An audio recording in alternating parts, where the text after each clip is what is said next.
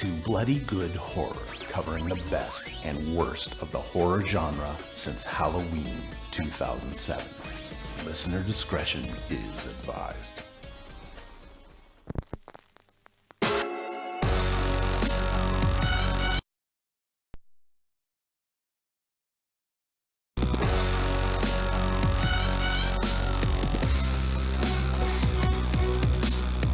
Oh, hello everybody and welcome to another exciting episode of Bloody Good Horror. My name is Eric and I will be your host for this evening, where we will be reviewing Netflix's The Babysitter and maybe talking about weird childhood stories. I haven't decided yet. I'm your host for this evening. Joining me tonight, first up, coming to you from Indiana, his name is Casey. Hey!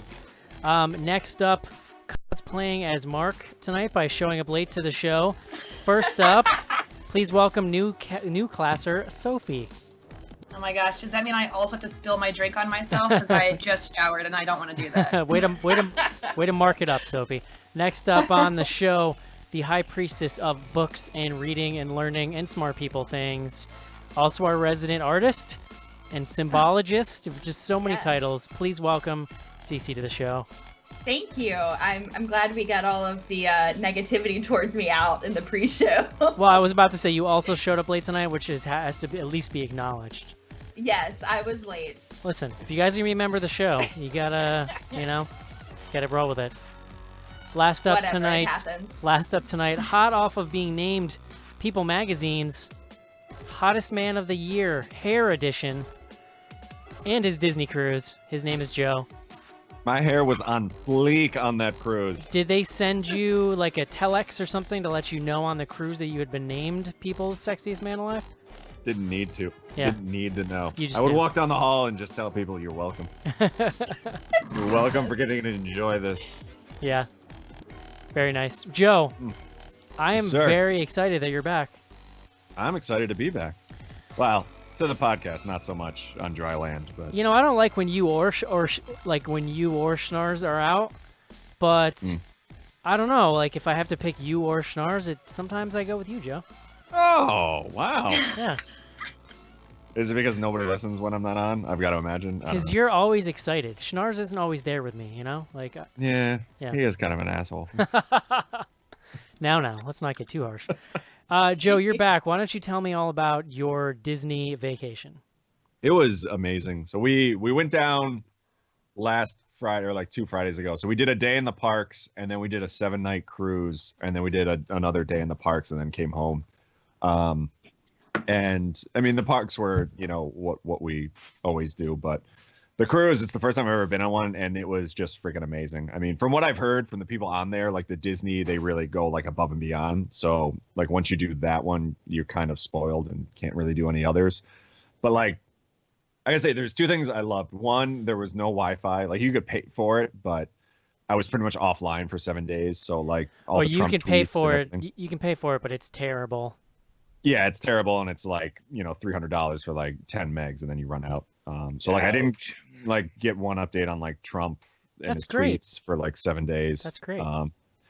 But I mean, the food is just ridiculous, and it was actually like I kind of assumed it wasn't going to be like great quality, but like the food was actually super good. I had a buffet every morning for breakfast, a buffet every day for lunch, and then they have 3 different restaurants that you rotate around every night. So like, but the best part is like you have the same servers, and if you tell them 24 hours in advance, like, oh, tomorrow I feel like having like, a lobster roll, they'll be like, all right, well, we'll talk to the chef and you'll have it.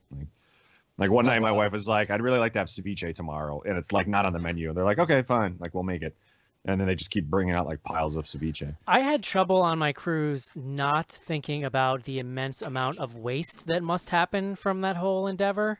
I was kind of wondering that too, like what happened, especially like the buffets, because you can be like, oh, I don't like this, and then you just like leave a plate. Like, I've got to imagine they have some sort of system set up. Like, I don't know if you guys ever watched Dirty Jobs, but there was that one episode where Mike Rowe went to this pig farm just outside of Vegas, and that's pretty much where all the waste from the buffets would go, and they Ugh. would feed it to the pigs. Oh God.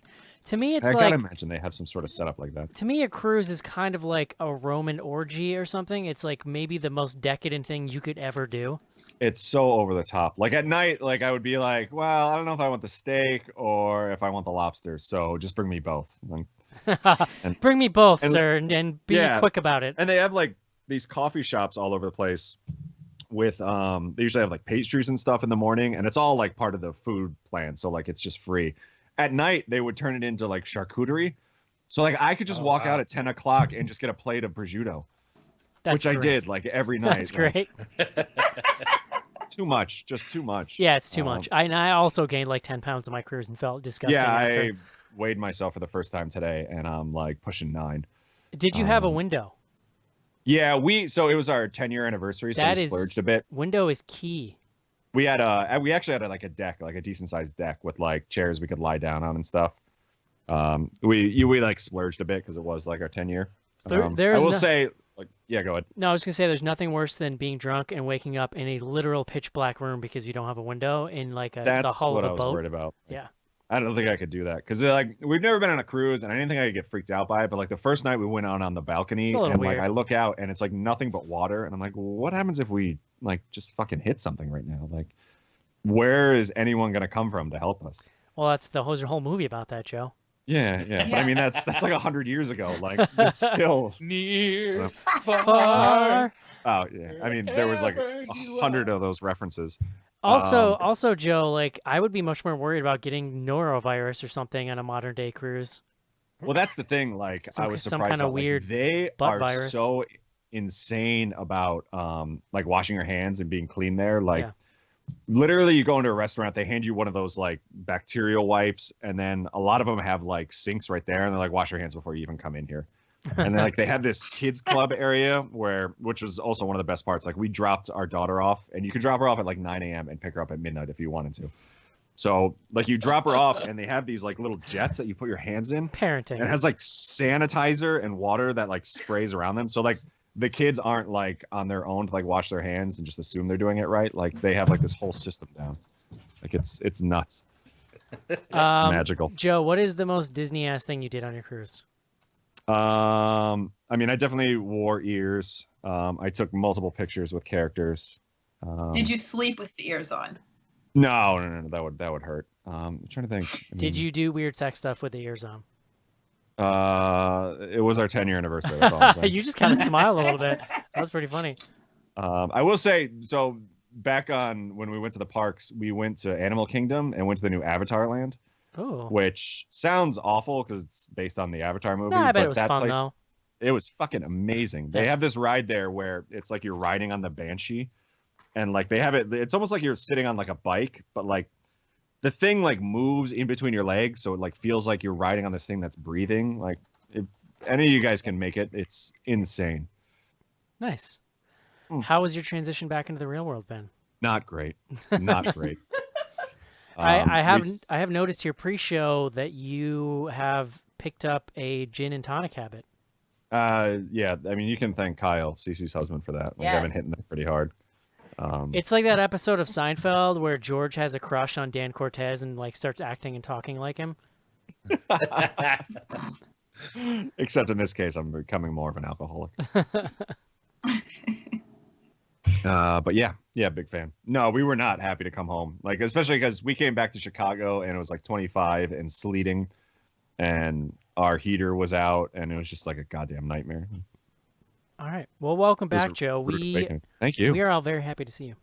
I'm happy to see you guys. Cece, Yes. what's going on with the BGH book club?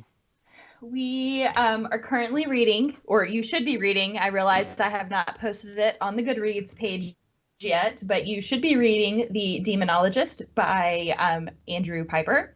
And it is a bit like, that movie with Johnny Depp and him looking, The Night at the Gate, that movie, him looking for the demonic book for someone.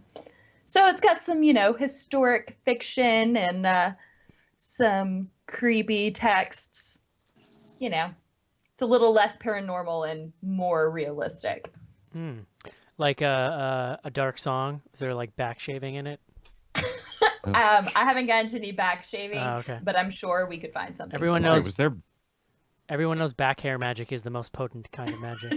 Wait, Yes. I do not remember back shaving. There was a whole How like. do you not remember? There was a it? whole very specific part of the ritual that involved her shaving his disgusting back. There's also a whole very specific part of the podcast where you guys talk about back shaving for a long time. Yeah. I don't think I was on that episode.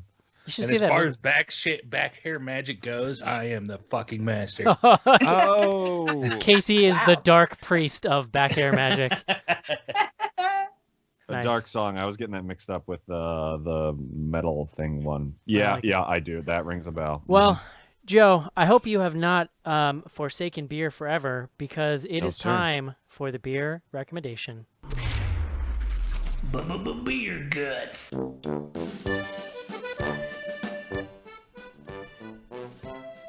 Absolutely not. I would never swear it off. Good to know. Couldn't do that. I didn't have a beer for like a week and a half though, which was kind of weird. I mean, it was the first time in God knows how long. But anyway, we're not here to talk about that. We're here to talk about The Babysitter, an adorable little tale about a youngster, or maybe not so young, but a kid who still has a babysitter, who happens to be what the father, I think, would agree is quite the looker, a little blonde bombshell, as the guys in the 40s probably would have called her. And because of that, I picked a beer from NOLA Brewing Company. Try and guess where that's from. And this is simply their blonde, which, as you might guess, is a blonde ale. Usually something you'll drink in the warmer months, but I still think, just a refreshing year-round beer, especially if you're raking the leaves and need something to crack open when you come back inside. Comes in at only about 4.9% alcohol, so pretty low. So I want to say, like, this is something you can give to the kids if they're going out to play soccer or something. Like, there's, no problem there. Very sort of like a light, crisp flavor. Not like a wheat beer, but you do get a lot of those, like almost like a banana flavor every once in a while. But definitely more of a like grassy, which sounds awful, but it's actually pretty good. Or even like the way straw smells, like it kind of has that flavor. Again, doesn't smell great, but it's Like very good. Horse poop? Yeah, it tastes like horse shit is really what I'm getting at.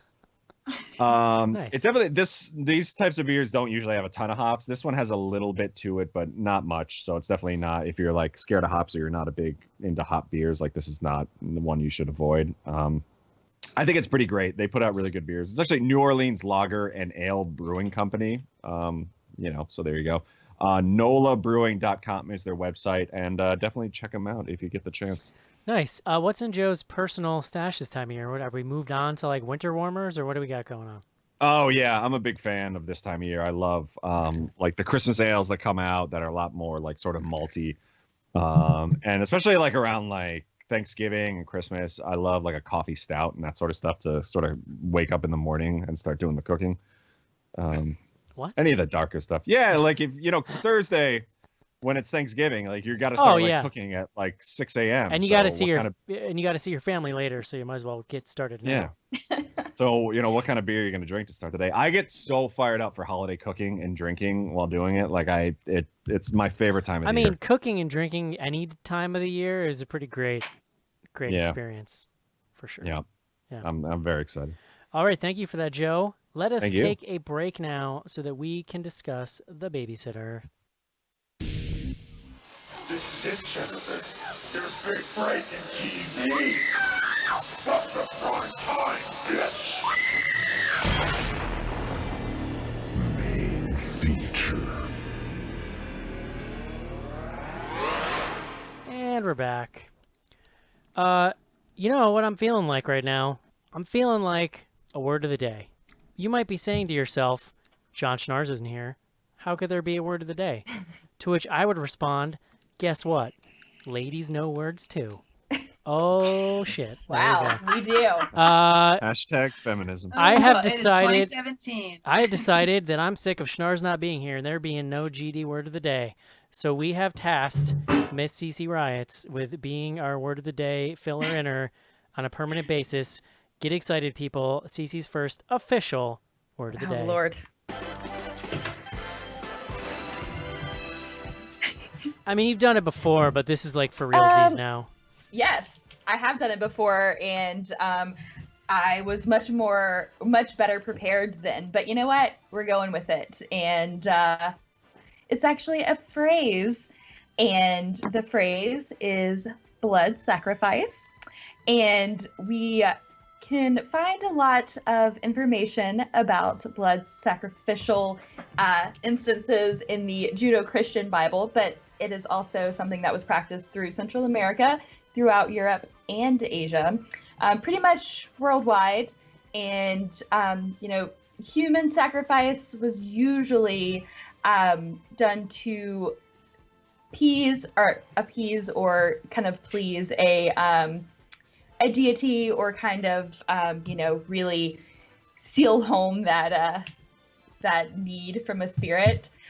Usually a human sacrifice revolves around blood, and blood is a symbolic rite of passage because it is symbolic of both death and rebirth, and it also intensifies magic protection, and it also can really be used to usurp power, and comes with a lot of negative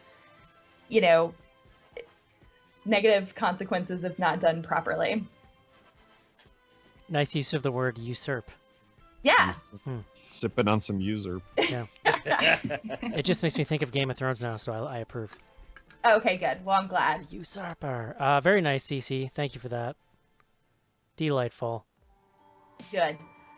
Phrase of the day. Multiple words, because hashtag ladies know lots of words. That's right. You might I do say what I can. You might say more than John. hashtag. You might say more than John Schnars, but I'll leave you to take that up with him. You can take that up with him. I think that's more your game than mine. If you start a Google Doc keeping track of the words that you've used, you are already heads and ahead of the shoulders game. embedded. I mean, I have them in my notebook. I don't have them on a Google Doc, but I have them on paper. So this movie is called The Babysitter. It is it's presented with a Netflix kind of logo in the beginning, so I'm not sure if they actually financed it or if they kind of bought it after production or what. It is directed by everybody's least favorite named person, Mick G, because it's a terrible name, and starring Samara Weaving, who I believe is the daughter of Hugo Weaving. Is that correct? Mr. Smith? I hope so, because that's amazing. I'm pretty sure. Yeah, Adelaide, South Australia. Yeah, that sounds It right. sounds good. Niece, the niece of Hugo Weaving. Close. We'll count it. And it says the daughter of Simon Weaving, but I don't know who that is. I think it's just listing her dad. Anyway, Hello, my name is Simon. so in this movie, we have a young kid whose name is escaping me because I definitely prepared for this. And he is about 14 years old. He's kind of a loser. He gets beat up a lot. His parents are played by Ken Marino and Leslie Bibb. Is that her name? Yes. Yes. Yep. Yes. And we only kind of see them briefly in the beginning. They're having sort of marital problems, but they're trying to work it out, and they keep planning these getaways where they go to a hotel. We can talk about that later. There's a funny little interstitial about what they're doing over there. But they getting ready to go away for the weekend, and in the process of doing this, they've got this babysitter for her son, their son, and she kind of stays the weekends with him. Her name is Samara Weaving, and she is sort of portrayed as this big, tall, skinny, like sort of McG lady fantasy of what a babysitter is, I guess. Just kind of like huge blonde curly hair and dresses kind of skimpily and like big eyes. And she's, as Joe said, she's very comely. And there's a scene in the beginning where we see her kind of sticking up for him against this bully character. Then we transition to the parents leave. Ken Marino gets the chance to crack a couple dad jokes. Then he's gone for a while, pretty much the rest of the movie. And then the parents leave, and at some point, the kid has a little girl next door that he has a crush on. And they're on the bus earlier in the beginning, and she says to him that, oh, this babysitter definitely has guys over to bang when she goes to sleep. B is the babysitter's name. And she's like, oh, you should stay up tonight and find out what's going on. He's like, ew, that's gross. I don't want to see that. But then he kind of is like, he's kind of intrigued by the idea. So get this whole long extended scene of them hanging out, doing like fun things and being oddly close to one another. And then it's time for him to go to sleep. He sort of fakes going to sleep and he sneaks out. This is kind of towards the end of the first act. He sneaks out in the living room and he sees this very extended truth or dare scene, which we can talk about, and which ends with her, B, and these friends of hers just straight up murdering this nerdy dude. And this is the point at which the rest of the movie kind of jumps off because he has now seen murder happening and is pretty freaked out by the whole thing. They pretty quickly figure out that he has seen them, and then at that point, it's kind of a game of cat and mouse, a little bit of chase scene stuff happening for the rest of the movie. That's The Babysitter. That That's might it. Wonderful. That Thank was so you. good. Not bad, yeah. Thank you. That might be the first time I haven't stumbled through a synopsis in a very long time. So And that was it was a pretty precise, like, terse thank you. synopsis. Thank you. Very unschnars like. To the point. So let's jump around here. Joe, what'd you think of this? I like this movie a lot. I think based on emails, I think maybe more than the rest of the crew here. I'll agree it's very loose. If you think about it a lot, there's definitely a lot of, I don't know, plot holes is the right word, but it's, there's a lot of things you have to fill in for yourself. But I thought it was super fun. I loved the humor in it. I loved kind of the random, what the hell was that? Fucking Michael Cera movie. Michael Cera. You know what I'm talking about? With like Superman? the one where he's like the kid and he's got to fight his girlfriend's ex-boyfriend or whatever. Scott Pilgrim. Yeah. Yeah, there you that's go. the one. Like the sort of overlay, like text they get going on and stuff. Like I thought that was really well done. A couple things that irked me were the kid is like in real life he's 15. I don't know how old he's supposed to be in this movie, but like he's definitely too old to have a babysitter, which they goof on a bit. But like, I think if he would have been like 11 or 12, I would have been like, all right, he's kind of old, but I could still see him having one. Like this, I felt like he could have driven her to the store if she wanted to pick something up. Like it was a little too over the top. And there's definitely like Eric, you talked about it in your description. Like it takes a real hard turn where she turns into the quote unquote bad guy, and there was nothing really kind of leading up to that, so it felt a little harsh. But once I got going, I really liked it. I mean, there's sort of these stereotypical characters in there, like the jock, the blonde cheerleader, and like a handful of other ones. And I thought those were really well done. And I thought some of the humor was really good. So overall, like I would put this up there on the movies we've seen this year for me. Mm-hmm. Sophie. Yeah, so I also really enjoyed this movie. I know that there were some complaints. So we did this movie on Tweet with BGH, and I know that it was like a movie that I think is both fun to make fun of and just fun to watch if you're not making fun of it. So I know that some of the folks we watched with were really annoyed by the text on the screen and a bunch of other stuff. But I thought this movie was a blast. I think that some of the performances are particularly strong. So we can get into it later. But I thought Bella Thornton was fantastic, which is perfect timing since the new Amityville movie just came out, and she probably really needs a win.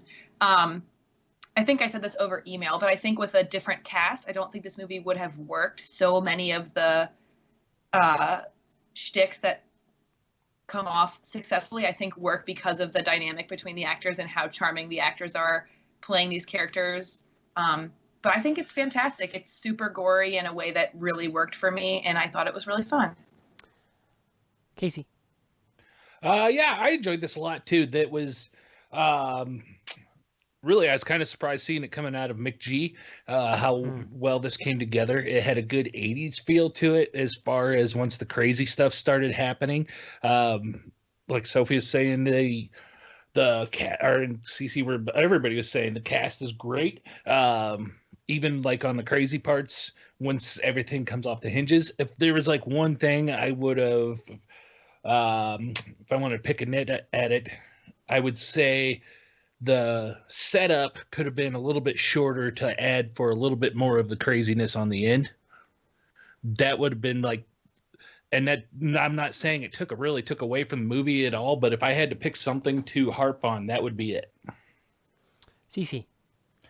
Yeah, I mean, I agree with everybody. I really liked it. Sophie and I kind of mentioned we both watched it right after watching Better Watch Out, which is kind of interesting as a double feature, but that's a whole different movie to talk about. So The Babysitter stylistically is really, really fun and really, really cool to watch.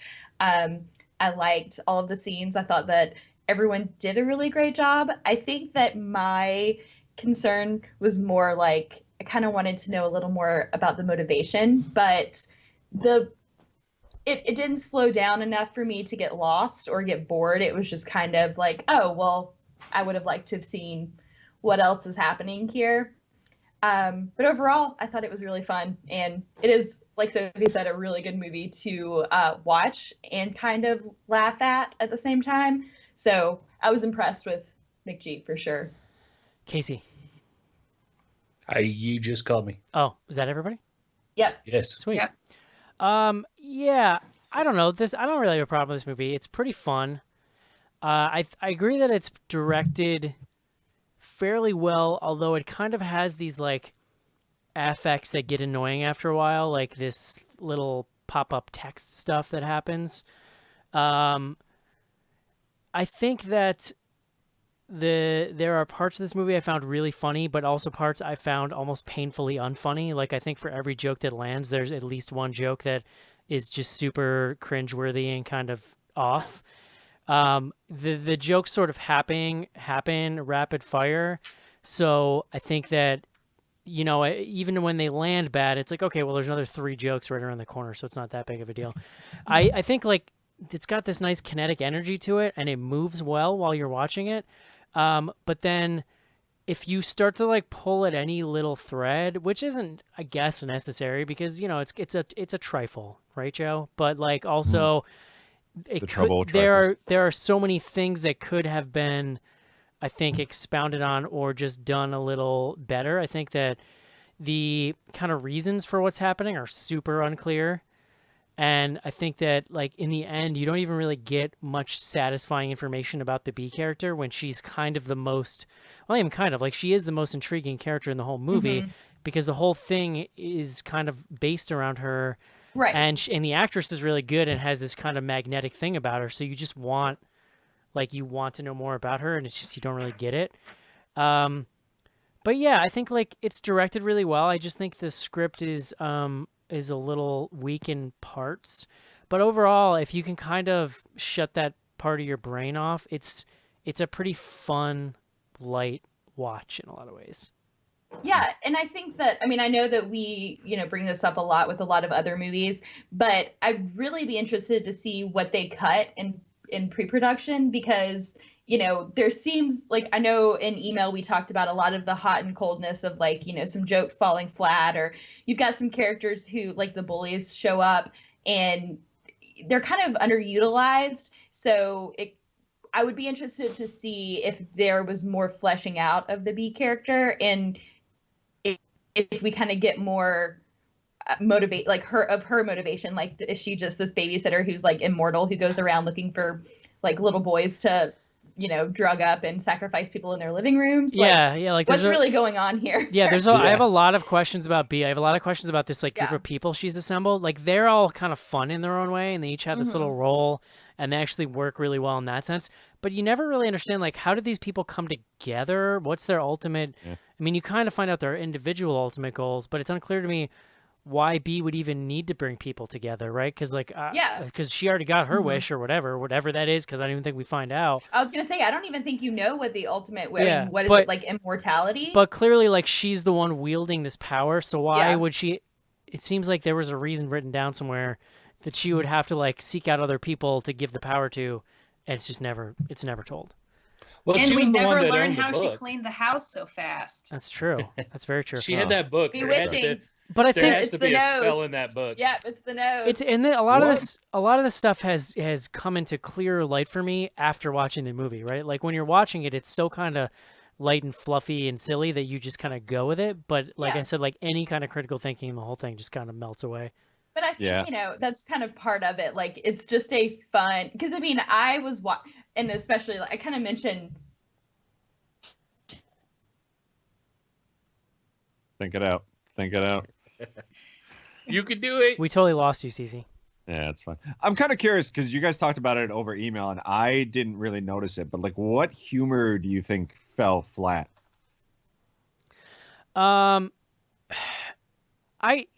We can talk about it. There's this whole scene. I know Sophie liked the scene, but this whole scene where she gets shot in the boob, and like Yeah. That's like my favorite part of the whole some of movie. that that was stuff, pretty funny actually. but it goes on too long. And I also felt like I couldn't get the fact that McG was involved with this out of my head. He didn't even write it, but some of the jokes are just kind of douchey, and I don't know. A lot of it just didn't land for me, but a lot of it did. Like I was joking about this scene where they stab the guy in the head and they're trying to drain his blood out. That whole thing is funny. The running gag about that one dude getting sprayed in the face with blood, that's super funny. And then one of the guys says to him, because they had just done this whole truth or dare scene where the two girls are making out for like an extended period of time, and then the girl kisses him. And so then when they kill that nerd guy, there's a joke about how that blood was just in his boner. That's just good comedy right there. Like Good that's comedy. that's a good solid boner joke. But then like as the movie went on, I don't know. There's just I can't even like other than the boob. I'm not saying you're wrong. I was just kind of curious because I didn't notice any of that, and I was kind of interested. Like, what? Yeah. I mean, it's inevitable. The jokes are just so thick that some of it's gonna land for some people and not for others. I definitely got the opinion that some of those jokes too, for me, those jokes that I think that you might have thought that fell flat to me were more like a groaner, kind of like a bad dad joke, and I kind of think that's what they were aiming for. That worked for me. It's a whole that thing. makes sense. Maybe that's why I liked it. It's a whole thing with the tone also though. Like it's just kind of a juvenile movie, and I don't necessarily mean that as a slight, but the whole premise is based on this really kind of primal male youth fantasy of having a super hot babysitter. It's really played up in the beginning where like they're hanging out together and she is so buddy with this little kid. It actually was a little weird for me. It's kind of the point, I guess, like because their relationship being so tight is a huge point later in the movie, I guess. But like it's a little weird. Like it's not weird to me that he would be way into her, but she is acting towards him like they're dating, and I just found that super strange. I kind of took it as like that's part of his fantasy, that like what she was saying, like the way that we see it as the audience was him interpreting her just being friendly with him and just being like trying to be a friend because she realizes that he doesn't have any friends, and that all of this was kind of part of his fantasy, which is kind of like a Those boys exactly. do. What? It's just kind of a joke on top of itself. With the exception of like a comment Ken Marino makes, her like the way she's dressed and like even her looks don't really play into this, other than like she mentions this is kind of why she's doing it. But like she totally could have just been, dressed any normal way, and like this could have played out the same way. Like I'm not 100% sure why they made it so over the top. Like, because McG directed it, honestly. Like, I get that. It's all over the top, right? Like, did I need to? I mean, listen, I enjoyed the making out scene, but it goes on for so long. I was like, really? I'm still watching this? Like, I don't know. I'm like, they're gonna give each other mono at this point. This just seems like a little. Are you Well, sure and your there's the scene reaction? where they- Are you sure I your was gonna say, reaction wasn't, oh shit, where's Laura? No, she was right there with me. I was just like, this seems like it's going on a while.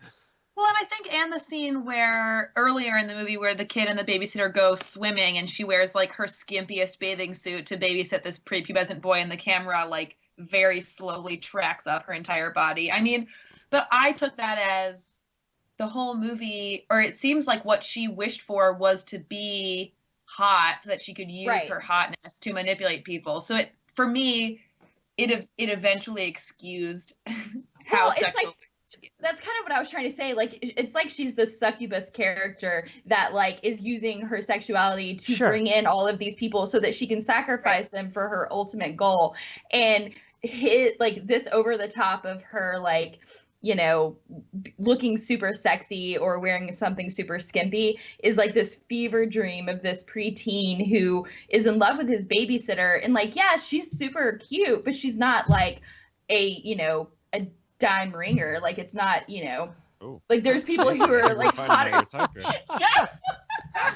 Wow. See, he's not into human rats. no, You know I- what's the most well, unbelievable like, part about she- this whole thing is that mother would let that girl walk Babysitter. into her Yeah. fucking Oh yeah, house no, with I her mean, husband around. like she Nope, literally, out. she literally has like unnatural proportions. Like she's the skinniest, like, but also really curvy, and then like giant eyes, and they give her like this Her ridiculous hair was ginormous. weave Yeah. wig or something. Like there's no way that was her real hair, and like That hair was beautiful. I'm Well, not one to But So I don't know. that's So another my thing. They- I they think hair that was like fucking things amazing. that I think that you the know. way they sex her up and leer at her, it actually makes total sense in the plot Mhm. because it's really about his gaze or whatever.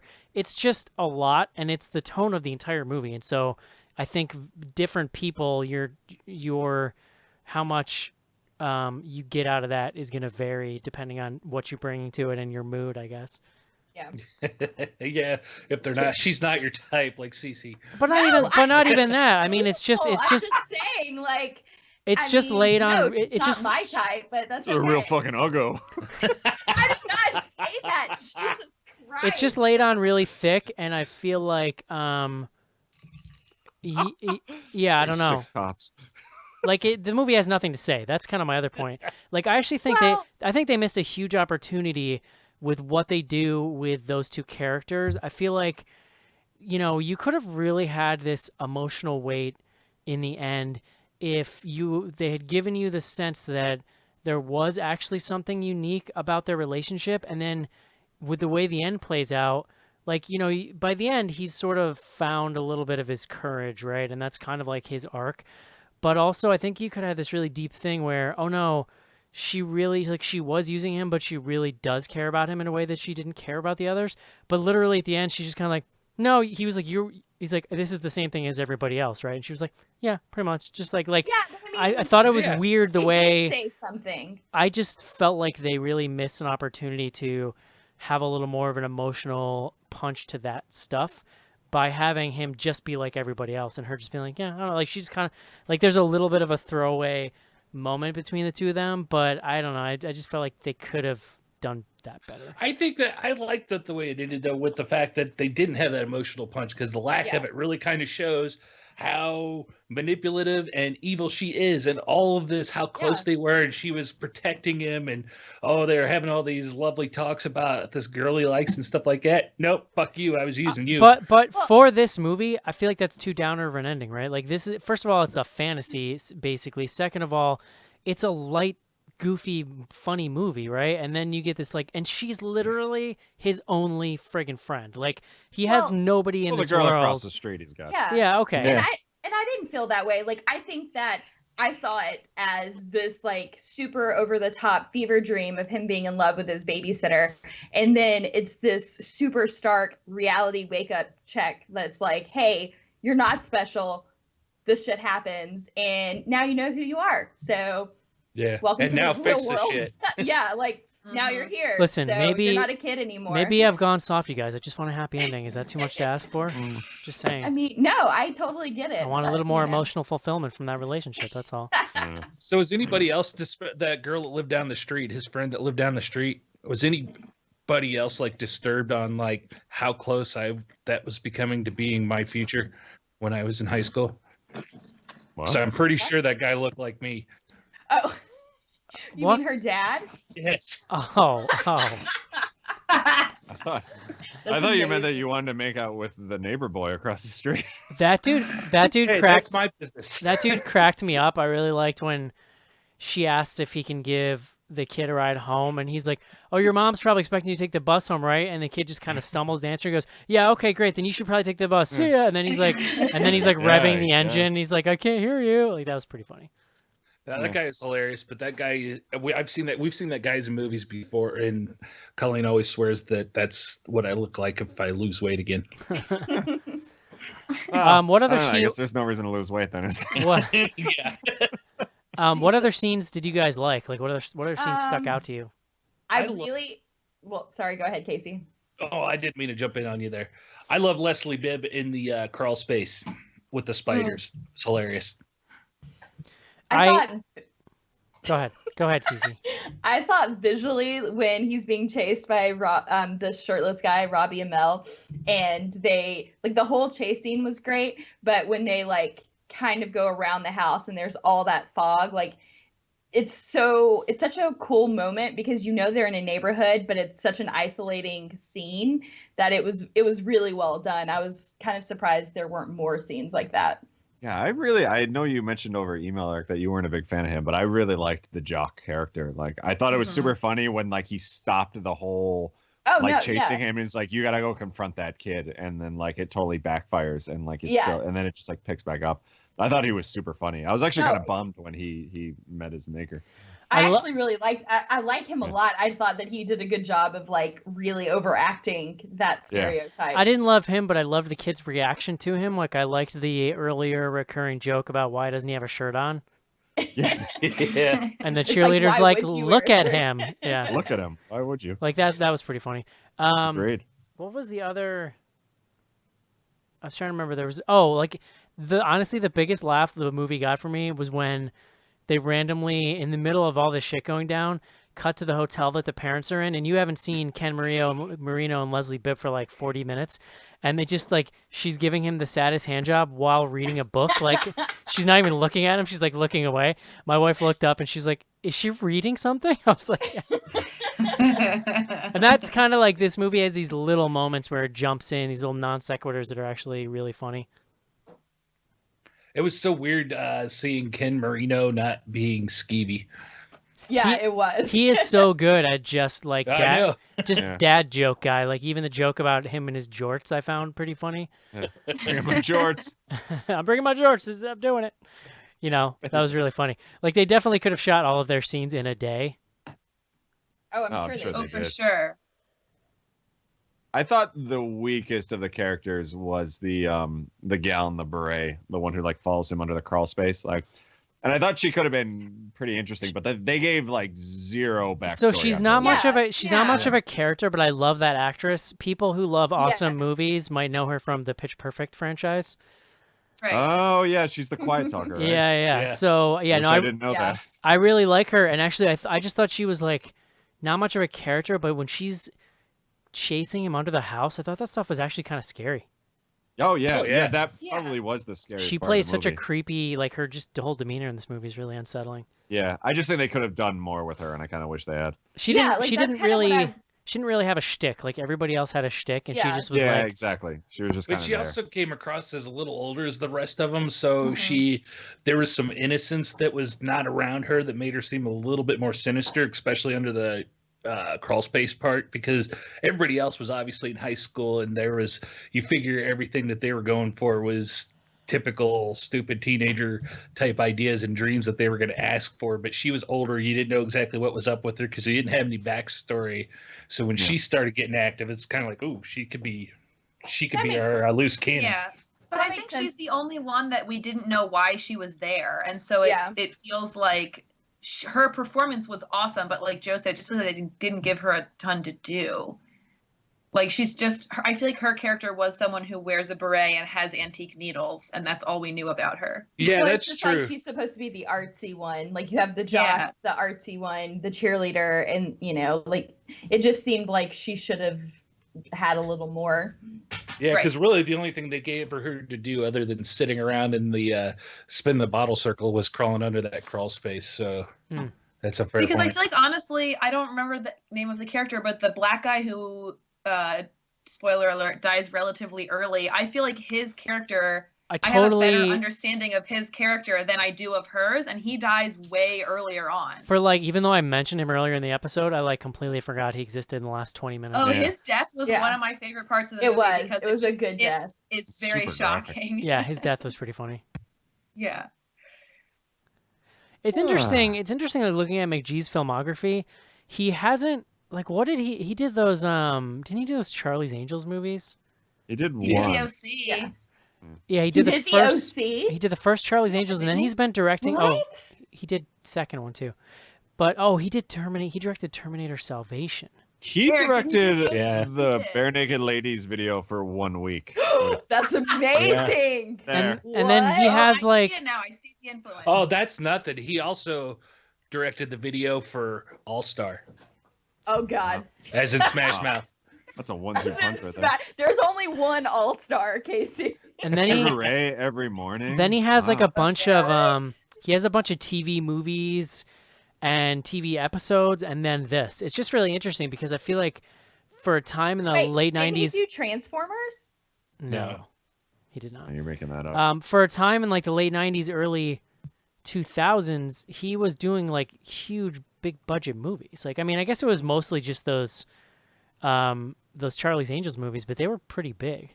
Oh yeah, he did both of them. You're right. Yeah. And Those then- are great. Because I love everybody those loves movies. the OC. You know, it's McGee funny. was the He's shit like in he's an interesting director in that I feel like he's got an interesting visual style, but it doesn't always come together, and it kind of feels a little hollow. Like it's sort of style over substance, and the style, I like the whole recurring text on the screen.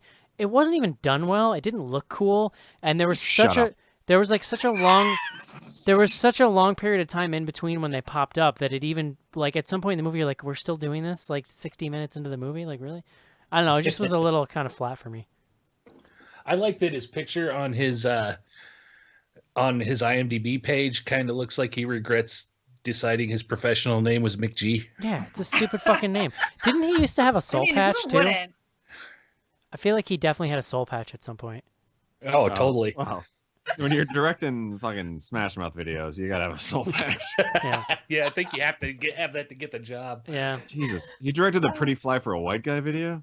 Oh, Here's God. the thing. What's Only happening? Cece will appreciate this, but I feel like McG is actually a human Jarl. I don't know what that is. The only Yes, Jarls. Yarling is Jarl? the style of music like what Creed does and Lifehouse and Pearl Jam. It's called Yarling. I've never heard You that. missed this at the BGH 10 year. We talked about Yeah. it extensively. Wow. No idea. I'm apparently a big fan of Yarling, and I had no idea. Right. The only Jarls I'm familiar with are in Skyrim. Thank you very much. Yeah. What? Oh man, I don't know what any of that means besides actual human yarling. It's just a weird word. It's a weird Yeah, word. Yarling. So, Human But it Jarling. totally makes sense. It's very onomatopoeic. Like you say Jarl, and I know exactly what you're talking about. I have a total old man complaint about this movie that I will fully acknowledge before I say this. It's just me. But, like, I have this new pet peeve I've developed that I just, like, really came to fruition during this movie. I hate the trope of really young people in movies loving old movies that you probably would only love if you were, like, 30 or 40 because that's how old the Yes. person is who wrote or directed the movie. Now, to Joe's point over the email chain, or maybe Sophie, I'm not saying that it's like out of question that a young person could ever appreciate an old movie, but the way like this fucking Western, first of all, like the percentage of people that are actually way into Westerns is like kind of small. Second of all, they're reenacting it like they've seen it 100 times. And it's Yeah. like, I don't know. I just feel like it's a weird circle jerk thing with people who write movie scripts and directors of like, they want their influences to be in the movie. And so we're going to talk about Alien a bunch. And it's like, this fucking 14-year-old kid has not seen Alien. I'm sorry. And if he has seen it, he probably would rather watch like Prometheus because it's like a modern version with like modern movie stuff. I don't know. Well, I he's don't like know. Think 16 about it, with like- a baby. He's 16 with a babysitter. There's no way his parents are going to let him watch I Alien. mean, he is Like, a think about it. Like, Good didn't point, by Casey. his I like age, your hadn't, mindset. by his age, hadn't you seen Exorcist? maybe no at his age. No, I Oh. probably Well, didn't see alright. the yeah, but I Exorcist. also Just didn't have a fucking relate to babysitter him. at that age. But it's Yeah. like it's not just a passing thing in this movie.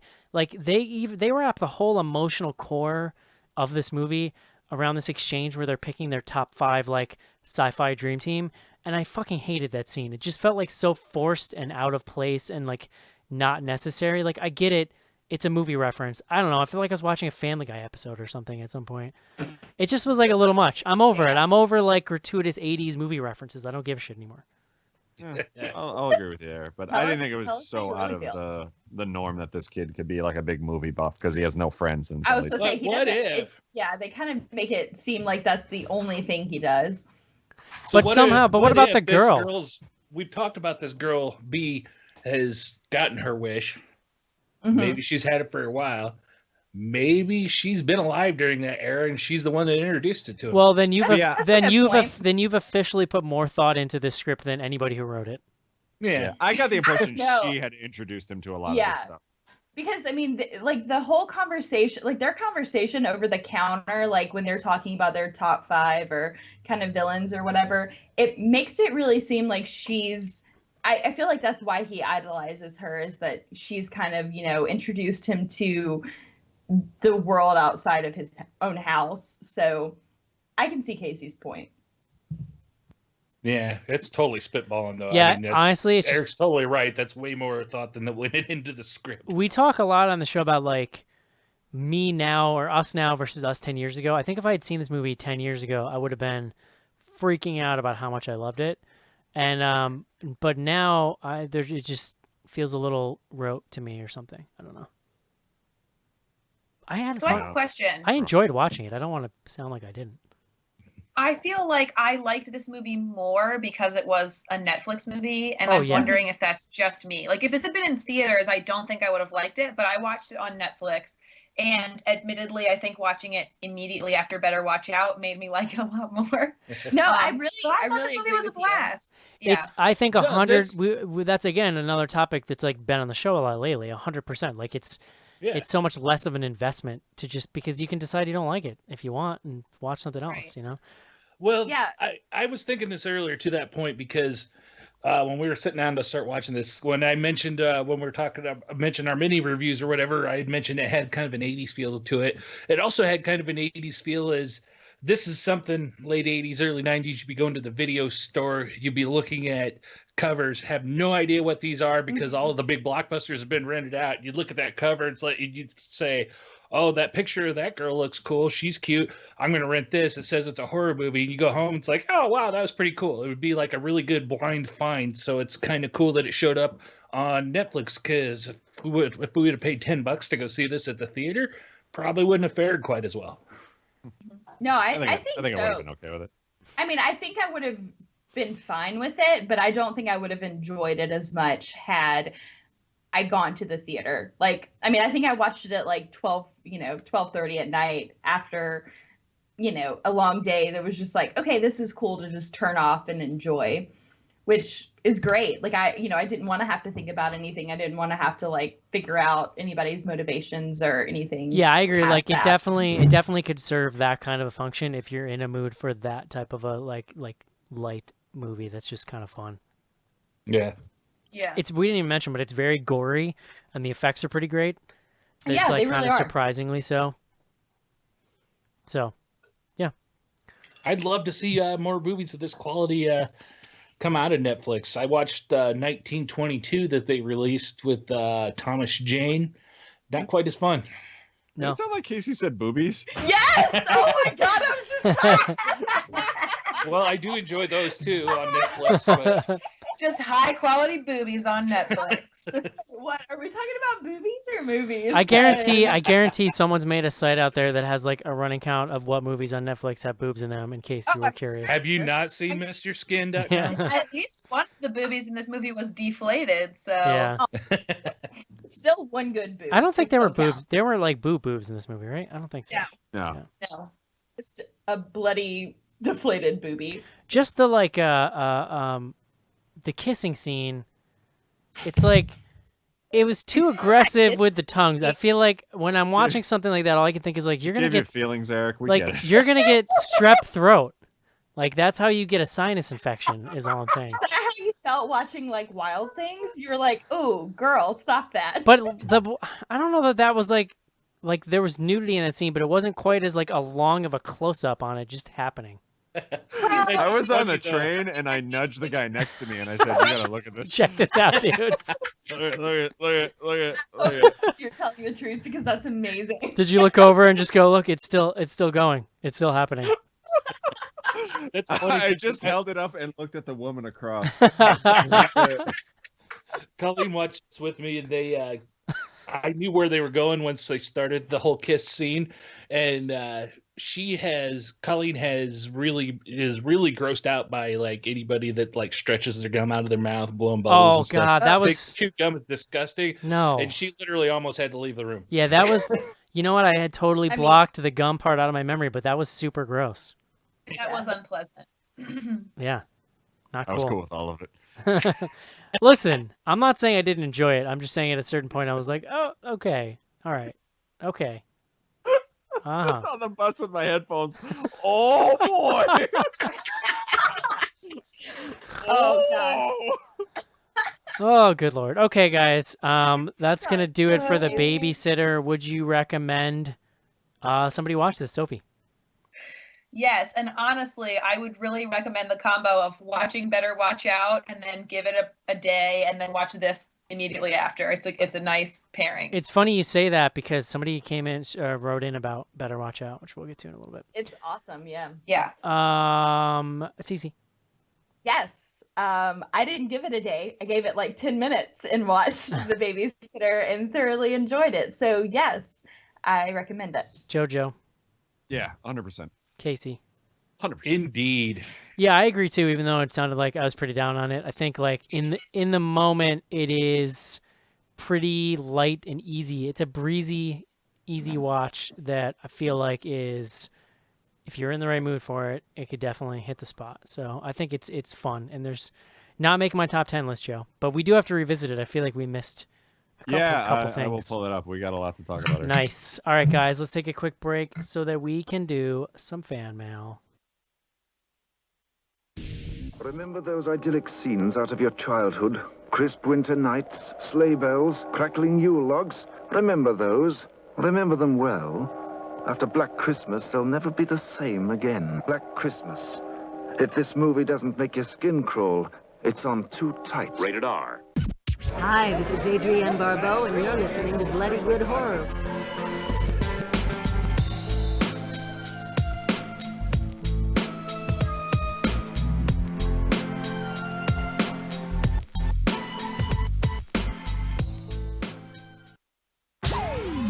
Send your emails to info@bloodygoodhorror.com or hit us up on Twitter at BGHorror with the hashtag AskBGH. And don't forget to pick up back episodes of the show at podcast.bloodygoodhorror.com.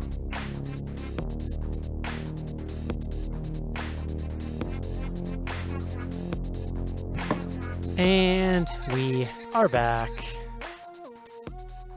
We are back. Time to do some fan mail. I'm just digging through my stream pictures here to try to find some good Schnars stuff. I miss him. Excuse me, if I'm filling in for Schnars, you're not allowed to miss him. Listen, you can't tell my heart what it knows. So there you go. That's hurtful. It's hurtful. info@bloodygoodhorror.com is the email address. Joe, I wanted to make sure that you were aware of this email from Elisa at 21st Century or 21st Amendment Brewery. Did you see this? You were on vacation. I did, yeah. I got it. We had like Wi-Fi for like 15 minutes, and I saw that on the cruise. It's awesome. Very, very big fan. Did you email her back, or otherwise I did. I will? I did.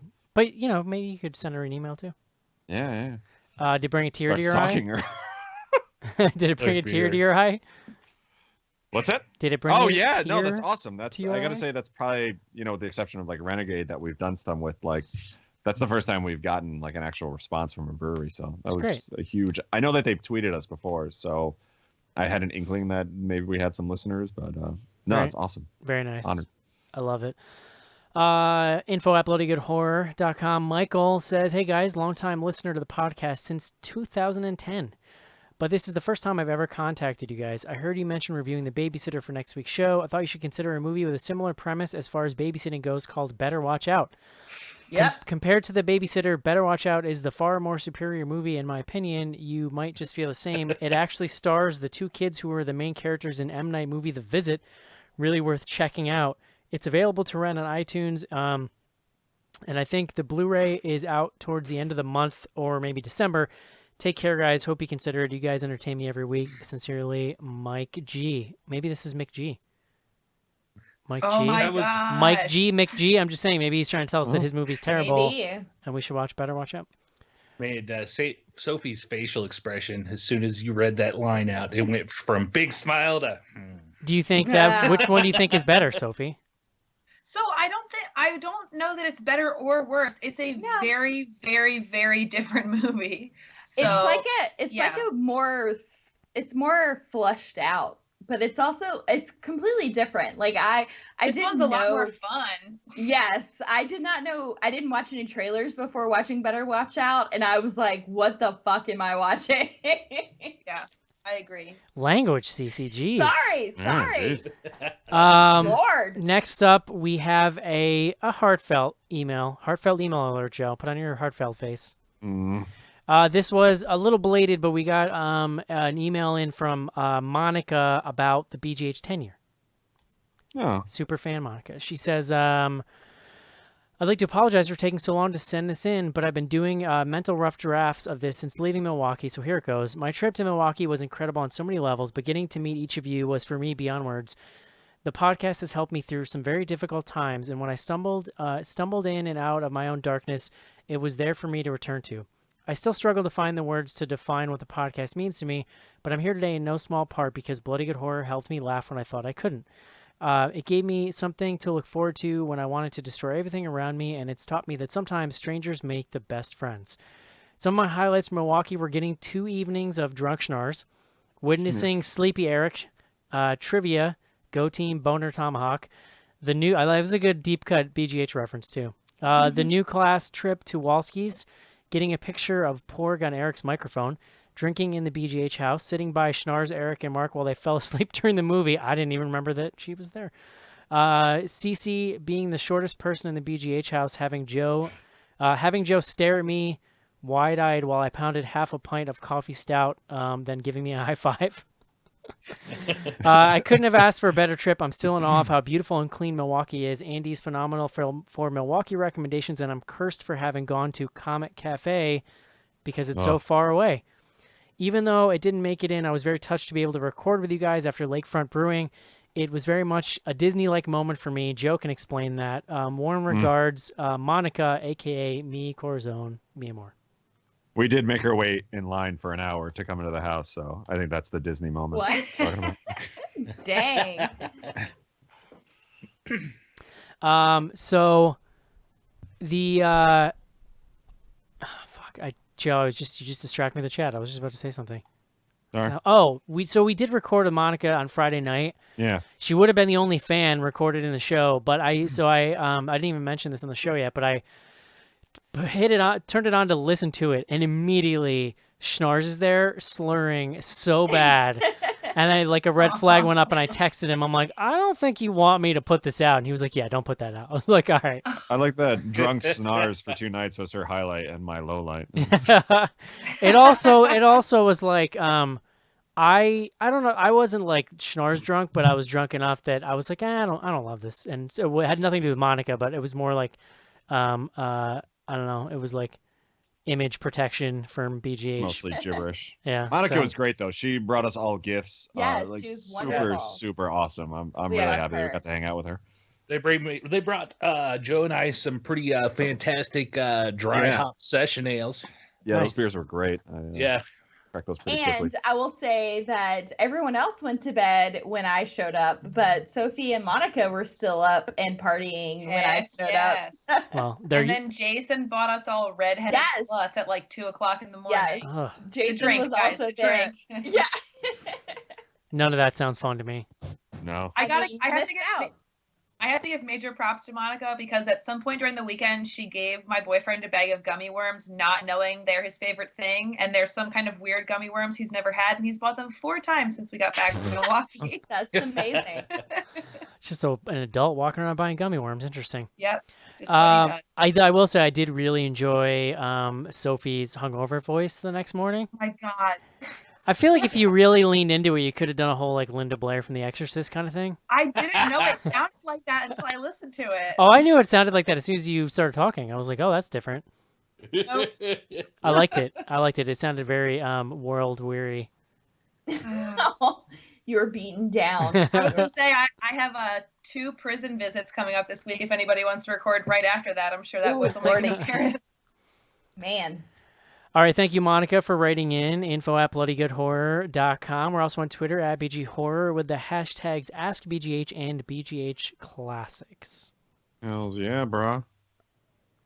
You want me to read those now? Is that what you're getting at? Yeah, so we use BGH Classics for those of you listening to back episodes, and something tickles your fancy. We got a gaggle here, starting off from Library of Congress.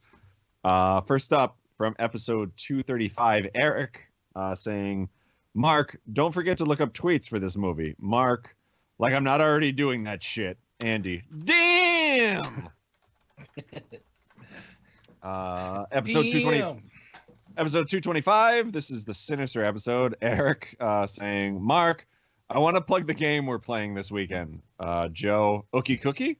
Mark, yeah, Joe, spoiler alert, we're playing Ookie Cookie. It's really great. Joe, everybody wins. Mark, God damn it, Joe. Actually, nobody wins that game, but yeah. And then last one from Library of Congress, also episode 225, Sinister. Joe, I could be wrong, but isn't the nickname for a hippo a quote-unquote river horse? Mark laughing hysterically. Joe, tell me more about animals. Next up from @Attorney of Space, Eric, JFK is ripe for a badass film, but it may not be a horror film. Mark says, JFK succubus fucker. What? This, you know what? Oh This my God. this had to be an Abraham Lincoln Vampire Hunter That is exactly right. thread. Yeah. Applaud, man. That's amazing. For real though, couldn't you see a really sweet JFK movie where he's some secret demon hunter or something? Or succubus fucker. Yeah. You know what? They did something like that with Eisenhower. What's his name? Dan, that was always the older guy that was always across the table from us at Horror Hound Weekend was in it. Huh. All Okay. right. Yeah. Next up from Super Vince 2000. This is episode 383. Eric, to my sharing newly learned pronunciation of Bloomhouse. I refuse to say that. What the hell am I saying here? 446. What? I have no idea. Eric, to my sharing newly learned pronunciation of Bloomhouse. He's saying he's Eric's saying response is I refuse to say that. Yeah, he's saying he shared that with us, and I refuse to say it. It took me about 70 episodes to come around and start saying it correctly. Then episode 446, Eric, in response to Bill Simmons' podcast, things I learned. It's Bloomhouse, not Bloomhouse. 50 seconds later, it's Blumhouse. I'm just gonna say Bloomhouse because Blumhouse sounds dumb. Yeah, it does. Next up from Brian McCoy, this is episode 488. Will go down in history as the first time Eric BGH correctly pronounced both Blumhouse and Duplass. People are apparently very concerned with my pronunciations of things. Next up from @ThatBaseballJoe. If you don't want any spoilers, just do what Joe BGH does and only follow porn stars. It's true. That was Eric from 263. You're next. That's very true. And I only follow those on the BGH account. Another one from That Baseball Joe, and I only follow ones that followed us. Okay. Okay. If you've always wanted to see a food processor shoved up Skrillex's ass, this is the movie for you. Eric from episode 316, Extra Virgil. Extraterrestrial. What the fuck did you just say? I don't even know what that means. Did you just say extra Virgil? I said extra Virgil. It's extraterrestrial. Virgil, like the WWF wrestler? Yeah, it's just the extra version of him. Extra Virgil. I think that might get added to the list with Mondoki Hole. Yeah. That could be a thing. I think that might have been the first episode I was on, the extraterrestrial. It's a terrible movie. That's also, it's right next to Skung Island. Next up from Skizbot. What more formidable foe than someone who can do a shit copter and just swallow you in one bite? Mark regarding hippos from episode 435. Why the fuck were we talking about hippos? Not a clue. God. Obsession. All right. The last BGH classics from @Attorney at Space. This is Mark. Eric has been known to pack a chainsaw. And then Joe, he'll skin your ass raw. And this is from The Cell, episode 230. Cece, are you okay? No, because he's talking about Limp Bizkit. No joke. I was making this same joke at work today. And then he also included a picture. He said, I keep hearing alpaca chainsaw. So I made you all this. And, oh, yeah. Send it in the chat here. Yeah. Alpaca chainsaw. Oh, shit. It's a picture of an alpaca holding a chainsaw wearing a Limp Bizkit hat. Every time Limp Bizkit comes up on the show, I'm like, oh man, I haven't listened to Limp Bizkit in a while. And then I end up listening to like a quarter of an album, and then I'm like, okay, I'm good now. It's been, no joke, like 3 hours tops for me. Since you've listened to Limp Bizkit. Yeah, I went on. Somehow I came out of work today, and I went down a rabbit hole and like wasted an entire department. Like 3 Actually, hours. when we did our Philly vacation this summer, and I was driving home by myself, I definitely rocked an entire Limp Bizkit album at some point. Oh yeah. Yeah. All right, and then we also use Ask BGH weekly, so you guys can send in questions or comments or whatever the hell you want. First up from @JGona91. Question for Eric or Mark: does any content for Mark's old band exist on the webs? Election Day is the name of it. He's been in multiple. Yeah, Election Day was one of them. I remember Election Day was definitely on iTunes. I'm sure. Yeah. Their MySpace page still exists, actually. Yeah. Yeah, and there's music on it. There you go. It looks like. We should. My favorite Mark's band was called Gak Attack, and all of their songs were about Nickelodeon shows. That was pretty awesome. It's pretty great. Like 90s Nickelodeon shows. Yeah, it was pretty sweet. Yeah, so if you search for them, they're on. I don't know if. I haven't listened to it, so I can't even tell you actually if it's the same band, but it looks like they have their MySpace page is still up. Yeah, it's definitely. I'm sending it to him right now because I'm a nice guy. It might exist somewhere else. We have to wait till he's ever on the show again. Next up from @RealityBoy. My young son asked to listen to a Cult of Chucky episode. Okay. And apparently it started with Joe, yo, motherfuckers. Casey, yo, motherfuckers. And Cece, you know what you said. I've been trying to curse less. Like, it's not a big deal. Like, I don't really care. Yeah. But I'm finding that other shows that I listen to, so now when I'm on longer drives and I have the kid in the car, I want to listen to podcasts, but I'm noticing that most of my regulars are too cursy now because she's repeating words. Yeah. And it's made me think more about, this is what happens, guys. It's made me think more about how I am on this show. Yeah, I mean, I understand because I went to hot yoga and my yoga instructor started cursing and I was like, this is really unsettling. So I'm trying to be better, but it's not working. That's why the yoga instructor swears at you. She was like, squeeze that shit out. And I was like, I'm not ready for that. No, I don't want anyone saying that to me in any form. Especially a hot yoga. I mean, that's what she said. I am so worried. So this is my biggest fear of yoga, not to get off topic, but I would love to try it, but I am so scared of farts. Like, there's a lot of farts. Everybody just lets it rip, Joe. You just gotta, Well, yeah, when you got an instructor telling you to let it all out. To squeeze that shit out. But like nobody says anything and like no one laughs and it's just very like, okay, we're moving on. You just I mean, like it. literally some yoga poses are designed to like get your stuff moving. So yeah. Interesting. There's no way I'm not gonna laugh at that though. That's what I was gonna say. Like, I'm not gonna not laugh. Also, if you're the one like dad in the class, like everybody's like, oh, that guy just farted over there. Absolutely. Like one look at Joe. I'm gonna walk in the room and be like, that guy's gonna fart a lot, I bet. Yeah, exactly. I've got that look about me. Next up from Ben Eckerd.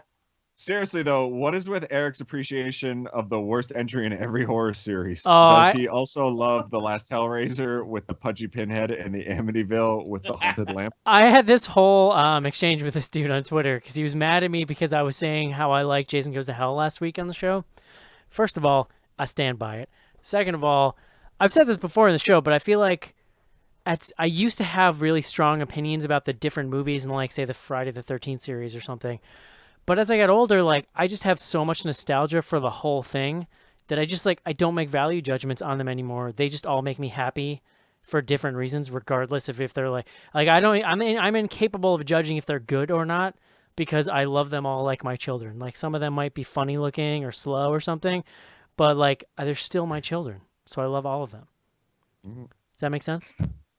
Yeah, I guess. I mean, you're wrong, but it makes sense. Don't you like, you like Jason X, right, Joe? Oh, yeah, I love Jason X. Like, is that really better than Jason Goes to Hell? Yes. Okay, I like that movie. I'm sorry. You're wrong. I have it on VHS right behind me. Next up from @Hendershot Keith.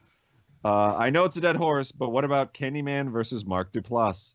Seriously, if they met through Craigslist, would Mark have time to get in Candyman's head and manipulate him to death? or would Candyman just get him the moment Mark tried to give him like a creepy back rub?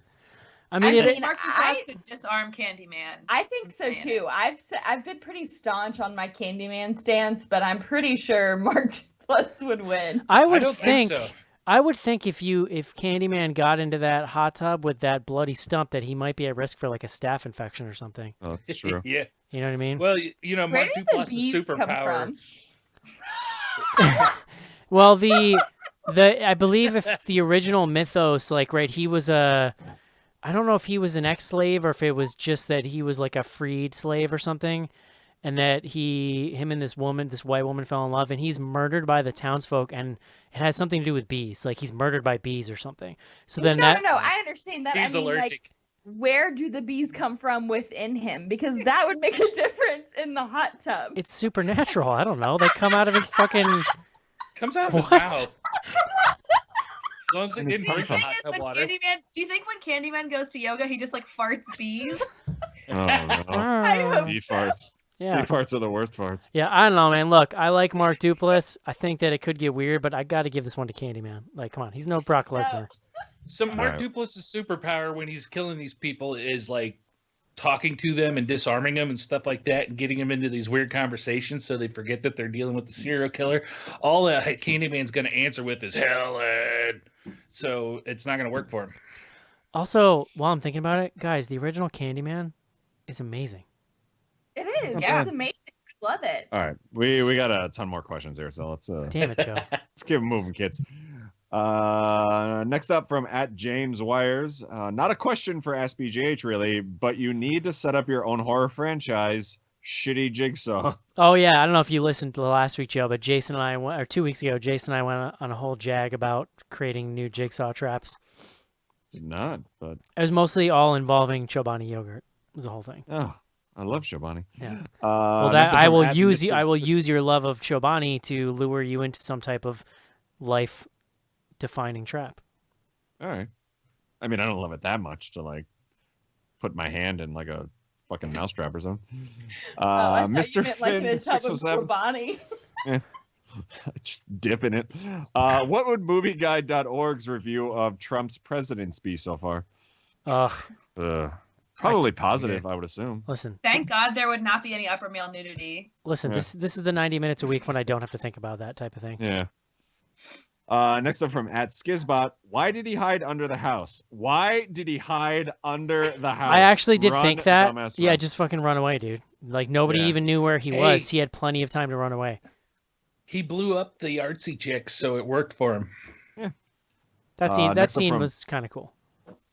@Robale, who's got a good baby story from their youth? Babysitting Or story. babysitter story from their youth. Cece, you perhaps? Yes, if Eric wants to hear it, I have a great babysitter listen. story. Listen, drunkie, if you can keep it on the rails, I'm all for hearing it. Wow, that was That's very hateful. accusatory. Don't like it. Yes. Thumbs down. Jesus. So I had a Pentecostal babysitter when I was like maybe 5 or 6, and she convinced me that I had a demon inside of me, and I fell off my bike one day, and she would not take me to the doctor or the hospital because she said I needed to bleed the evil out. So that's my Dark-sided. babysitter story. Terrifying. Like with leeches, or just the regular bleeding that was happening Just from let the it out. accident? Oh no, just the regular bleeding. I She said gotcha. that yes, that I was evil and that my parents needed to send me away. Did I that mean- woman babysit ever again for you? Oh no. Well, I was actually, gonna- I didn't tell my parents after that happened. It was later on, but she was quite a strange babysitter. What do you think that lady would But- say now if she could see the decor in your house? She'd be like, "I'm totally right." Should have let her bleed more. Yes. She was like, I don't remember was onto this. Something. You should just find her, and you should find her and send her that Halloween picture of you and your friends with the knives. I mean, Just like, it was really weird because like when I was like 21 or something, I was back in my hometown and I was driving through my hometown, and we stopped at a stoplight and like looked at each other, and I obviously recognized her, but I'm not sure that she recognized me. But there was this weird like exchange, And I was like, this is there are some weird vibes And then there. you put a hex on her house. Yes, I did. Yeah. Something involving newt's eyes. Oh. I was too young to remember this, but apparently at one point my parents had to fire a babysitter because her and her significant other would watch me after school, but they would just put me in one of those like little kid roamers, the one with like the wheels. Yeah. And then tie me to the radiator so I couldn't get away, and Oh it would go off and do the What? whole thing. God, Joe. Holy shit. That's fucking horrifying. Yeah. And I guess they found out because I was like a toddler and I burned myself. What? I Joe. thought I thought the same nanny leaving me in a car was bad, but that is messed Joe, up. that's like an after-school special. That's A horrendous. little bit, yeah. But what are you gonna do? You know. Oh my God. Look at me now, top of the world. Yeah. Doing great, Mom. All right, we got a few more here. God, At Joe. The PJ Curly. Joe's fucking dark. It's cool, guys. It's cool. Let's just move on. All my normie friends hated this. I'm curious, what do you guys think about the mainstream audience versus genre fan divide, and how do filmmakers fix that? What causes that divide in your eyes? Well, if you put it on Netflix, it doesn't matter because you already got paid for your movie. But I don't know. Yeah. I could see that. My wife was super not interested in it, even though she was Really? See, like, in I the feel room. like this would be pretty easy to get into for like a non. Yeah, I would have thought so too, because it was so stereotypical. I mean, you had such like basic characters that I would have thought it would have been easy to enjoy. I have found that a certain percentage of normies have trouble with horror that is funny, because I think that the way that this movie is kind of playing with tropes and stuff, and to make it funny, I know people who would be like, well, that's stupid, it's not scary, and you're just like, well, that's not always what the point is. That's a good point. That's I've ran into that surprised me when I started seeing it, but it's like something I keep running into. I think once they hit the over the top side of this movie too, it's intentionally campy, which is not going to sit well with normies who are not used to what camp is, and they're just going to think it's a little dumb and cheesy. Yeah. And not that's a good appreciate it. point, Yeah, because I mean that turn is a pretty sharp turn, so I can see that. I don't know how you fix it. I think but, the idea I of like, I look at your normie who occasionally watch horror movies as like the people who are the reason why Wandaverse movies make money, and I think that the idea to them of a fun horror movie might be confusing. Is all I'm gonna say. Yeah. Well, and I think as to the last part of the question about how can people who make horror movies fix this, I don't know that. I think it might just be hard sometimes to make a movie that appeals to everybody, and I think that's the nature of all movies in general, and that's okay. And again, you don't have to. Like, that's the point is, with all of the Right. distribution methods you have now, you don't have to appeal to normies if that's not your jam. You just have to work within a budget and get a distribution deal like this. Like, it's win-win, you know? Mm-hmm. All right, we got two more here. First from That Baseball Joe. What would you wish for to make you go to a sacrificial party in high school, and what about currently? In high school, if they told me I could be out of high school, I would totally go. Now, now, I don't know. It may not be that much, to be honest. Yeah, I would say high school and now just dropping 15 pounds. I'd really like to, to lose that. Okay, I don't like I don't have an answer for this that's not too real, Joe, so we can move on. Fucking Tracy Branduca, you fucking... last but not least from Lycanthrology. Unrelated from the movie, but on my mind, favorite Thanksgiving food? This is a good question. I would say a buttered a roll dipped into mashed potatoes with gravy, and then just stuff that in your face, like carbs basically. Like a legit fried turkey. I've never had that. I had a fried turkey until last year, and it was amazing. They're money, son. I love my my stuffing that I make. It is like 95% sausage, and like just a little bit of actual stuffing, and I am a gigantic fan of it. When I was in Florida, my relatives down there put oysters in their stuffing, and it was actually pretty good. I've heard of that. I love Thanksgiving. Like, I love cooking the whole meal. Like, I'm a huge fan. If any of you guys want to come over, feel free. My brother-in-law fight over my mother's corn casserole usually. That is my all-time favorite. It's good shit.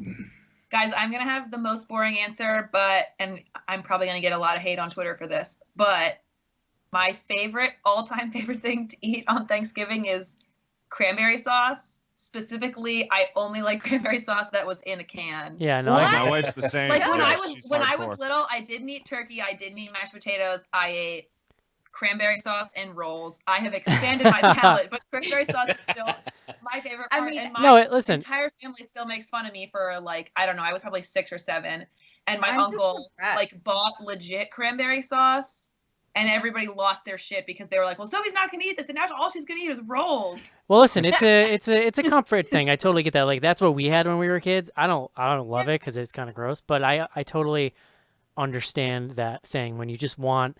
Like I dated this girl years ago who would only eat mashed potatoes out of a box because that's how she had them when she was a kid. Yeah. And they're disgusting, but I get why that's your What thing. I think is gross about food that like still looks like a can when it comes out Yeah. of the can. Yeah, it's like dog food basically. I actually prefer It instant is like potatoes dog food. out of the box over actual mashed Oh potatoes. god, no, they're disgusting. I can't you get stand all the the butter? lumps. Well, dude, if you I got mean- lumps in it, you're not doing it right. I like boxed Your lovely lady macaroni lumps? over real macaroni. You gotta beat those. You gotta beat those lumps out of it, Casey. Come on. Yeah, what are you gonna do with all those my God. lumps? All those lumps. Oh, it's happening. It's gone. It's on the way. Get you drunk inside my lump. It's- My lumps, my lumps. I love the lady lumps. Check it out. Oh, That's it. whatever happened to What? Fergie? I'm sorry. Why didn't Joe get reprimanded for going off into a song tangent where I wasn't singing to you? We've been Just doing this because for he 10 has a- years. Yeah. Lucy, Maybe right? This because is, he Listen. has a better singing voice. This is kinda I my don't- I thing. don't love Yeah, it. you're right. It's Joe's. Really It's worn him down. it's- Also, Eric, did you just ask where Fergie went? yeah. What happened to Fergie? I'm just saying. Like I miss. Oh my She God. got divorced. Is I'm- what Let me happened. tell you, Fergie just released a new album. It is hot It's good. Okay. I'll have to- garbage. Oh, Oh. dude, you totally threw me for a loop. That was. No, my Hot boyfriend did something for a garbage. while where he was like, everyone hates on Fergie and she's great. And she released a song called MILF Money that makes me want to Oh, die. that was horrible. I listened They're to that literally song. bathing in bathtubs full of milk in the video. I'm sorry. Listen, Don't do even get me you- started. It's terrible. Do you like? Do you What's that like called? do you like the old Fer? Stop it. Do you like the old Fergie songs though? Yes. Okay. 110%. Yeah. I'm definitely gonna go listen to this right now. yeah. Okay. It's bad, and the video from is every time even I come around. more My terrible. London Yeah, No, watch the video no. for Milk Gotta go Money down. and then just like listen to anything off her new album. And I'm so sorry that this is happening to you. It's not even like fun good. It just makes me No, look it's sad. It's bad. How's that yeah. possible? In the meantime, I didn't know Fergie recorded solo albums, so Yeah. Oh my God! Hey, what have you been doing with your life? Casey. All right. When we get off this call, Joe is going to interpretive sing dance every song for you, just so you can get caught up on her oov. Sorry, sweetie. I couldn't put the kid to bed because I was downstairs interpreting dance for I had to educate Casey on Queen Fergie. It was a first. whole thing. Yeah. I'm sorry, Anywho. she's the Duchess, not the Queen. Let's get our, Oh God. correct terms. That's it. Bloody good horror, folks. There you have it. Do we decide what we're doing next week? The no. ritual. How about the ritual? Sounds good to me. Beautiful. Book it, kids. Info at bloodygoodhorror.com. If you want to see a live stream in 1080p of this show every week as we record it live, become a patron. You also get access to all of our back episodes. You get some swag. You get some other fun stuff, the spin-off shows. It's good times. And you get access to our Slack. Joe, if you like beer, I keep saying this, but the beer, BGH beer, whatever the hell it's called, it is by far the hottest Slack channel. It's just people talking about Is it beer really? every day. It's- Excuse me, no, babies and dogs. Is That one's the pretty hottest hot. flesh. That one's pretty hot too, but every time I log in, like there's something new in Beer Guts, and when there's not in the other one. So Wait, there's a babies and dog channel? Yes. you've been gone Did for that a really while. start? Yeah, Yes. it's I there. gotta get on this. It's I'm on there because my little Lemmy bear got a haircut today and he's fucking adorable. so good. It All is, right, like, guys. Legit. It makes my day. Guys, if you have recommendations for movies that we should try to get in before the year-end show, hit us up at BG Horror. Use the Ask BGH hashtag potentially, or send us an email. let us know. We want to try to make sure we're getting in the best movies of the year before we finish here. And yeah, that's going to do it for this episode of Bloody Good Horror. Hope you guys enjoyed. We'll talk to you next week. See ya. Take it Sophie. easy. So long, everybody. Bye-bye.